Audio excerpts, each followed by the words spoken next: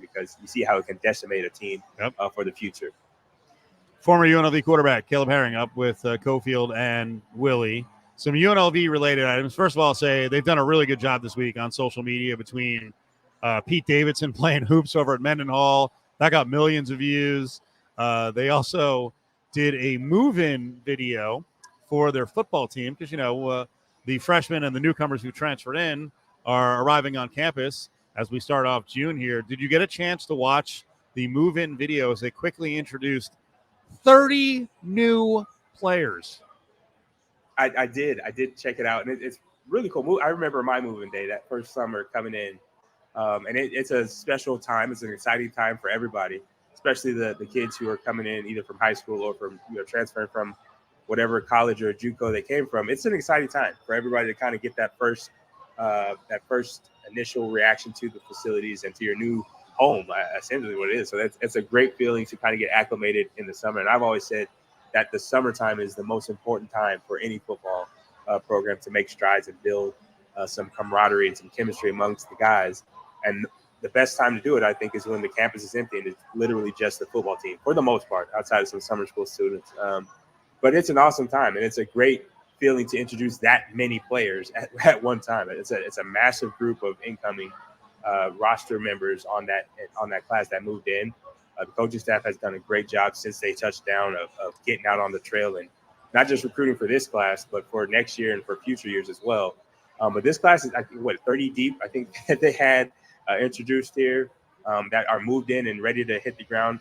How many of them make an impact immediately as far as starting roles? I would probably say 5 to 6 that we're going to really get familiar with are going to be starters and really contributing heavily in this next upcoming season. So this time is big. The summertime's huge, and the quicker those guys get acclimated, the better their chances are making an impact in the summer or in the fall are. 30 new players were introduced. There were 14 new players in the spring. So now we're talking about 44 new players. I think they're still working on the rosters, so there could be some more attrition and more additions coming in. In a way, this is similar to what Deion did. But the difference is Barry ODom didn't come out, when he first took the job and saw the players and say, get the F out of here, which is what Deion did. There's a way to do this where you do a roster turnover, and you don't have to be obnoxious to the players that you're recommending move on. And I think more importantly, obnoxious to their families. That is the biggest thing. I don't mind turning over the roster. There's a way to do it without being a creep like Deion. Yeah, and I think that's the biggest thing. This happens, anytime there's a coaching transition, right? Every coach has come in, and since the history of college football has come in and wanted their own, quote unquote, own guys in. But there is a delicate way to do it. And if you're concerned, like most coaches are, with what real coaching is about, which is building up young men, not just building up young players, what Deion did, in my opinion, was just a mistake.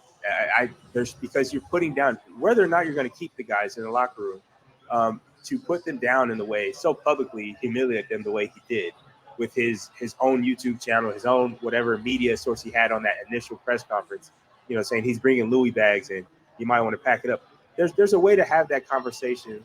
It should be a much more private, mentor-like conversation than Deion made it out to be on that first impression. And I make the direct contrast with Coach Odom in his first press conference at UNLV.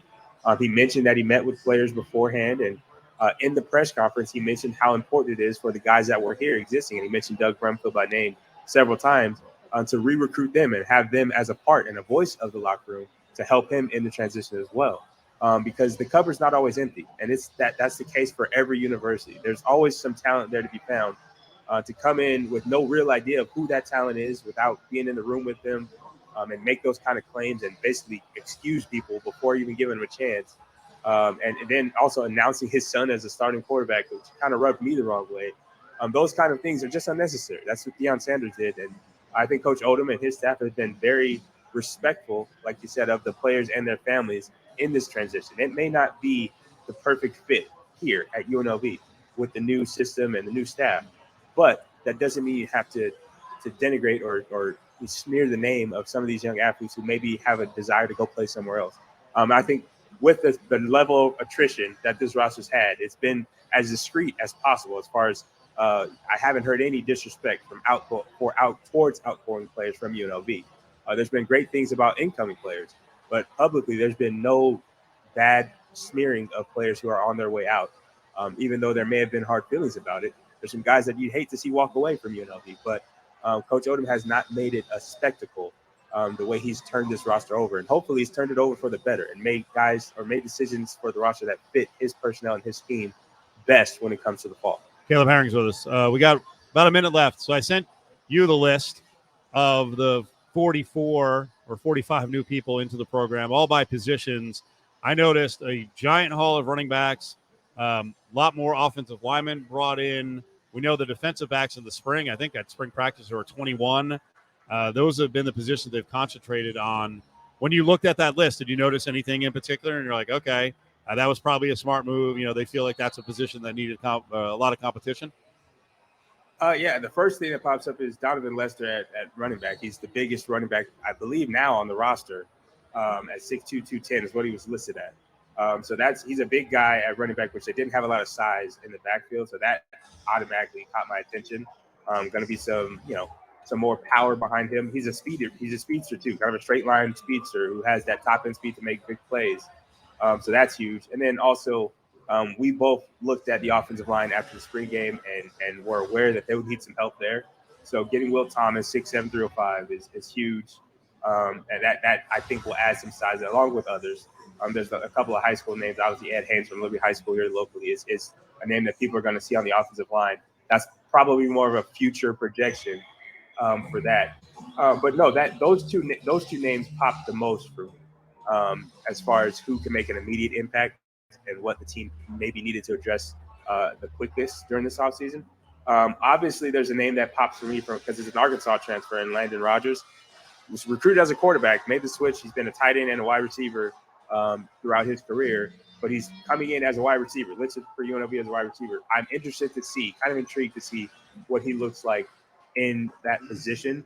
And obviously, there's enough for Coach Odom and the staff to think he's going to give them some value there. But guys like that maybe got to prove their worth. But the first two names that I mentioned, I think, addressed the need that was immediate, and I think they're going to contribute right away in 2023.